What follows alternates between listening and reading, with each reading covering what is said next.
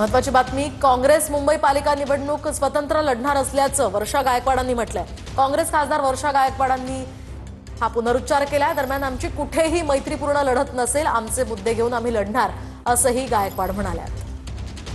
काँग्रेस हा स्वतंत्र पक्ष म्हणून लढणार आहे। याचं कारण असं की कार्यकर्त्यांचं इलेक्शन आहे। कार्यकर्त्यांनी जी भूमिका मांडलेली आणि शेवटी हे इलेक्शन होत असताना आमची भूमिका होती, आमचा कॉमन मिनिमम प्रोग्राम होता, ज्याच्यामध्ये संविधान धागा होता। मी सातत्याने एक गोष्ट सांगते की आमची भूमिका हीच राहणार आहे की सर्वांना बरोबर घेऊन, कारण मुंबईच्या विकासामध्ये मुंबईकरांचा प्रत्येक ठिकाणी जो आहे तो समान हिस्सा आहे आणि म्हणून सगळ्या मुंबईकरांना घेऊन जाऊन आम्ही मारहाण शब्द शिवा देणं हे आमची संस्कृती नाही। मैत्रीपूर्ण लढत असं म्हणायचं ताई? नाही, असं नाही। आम्ही आमची भूमिका घेऊन लढणार आहोत। आम्ही मुंबईकरांच्या विषयावर लढणार आहोत। वळूयात पुढच्या बातमीकडे। गौरी पालवे आत्महत्येप्रकरणी 2 जणांना आता जामीन मंजूर झालाय। फरार असणाऱ्या अजय गर्जे आणि शीतल गर्जे यांचा अटकपूर्व जामीन मंजूर झालाय। अनंत गर्जे यांनाच दोन्ही आरोपींना पळून जाण्यात मदत केल्याचा एसआयटीनं दावा केलाय। मधून रायगडमध्ये मंत्री भरत गोगावले आणि अदिती तटकरे एकाच मंचावर पाहायला मिळालेत।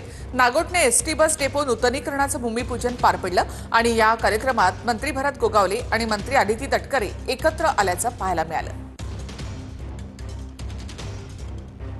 एक महत्वाची बातमी, राष्ट्रवादी एक पाऊल पुढे येत असल्यास आम्ही सुद्धा 2 पाऊल पुढे येऊ असं पुन्हा एकदा रायगड पालकमंत्री पदावरून सुरू असलेल्या वादावर गोगावलेंनी उत्तर दिलंय।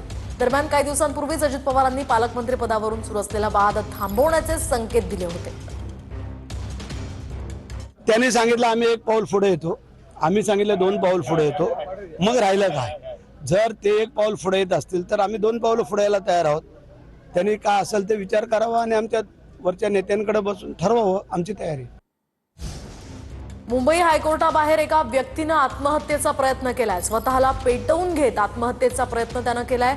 दुपारी 2 वाजेदरम्यान ही घटना घडली असल्याचं बोललं जातंय। दरम्यान या प्रकरणी अधिकचा तपास सुरू आहे।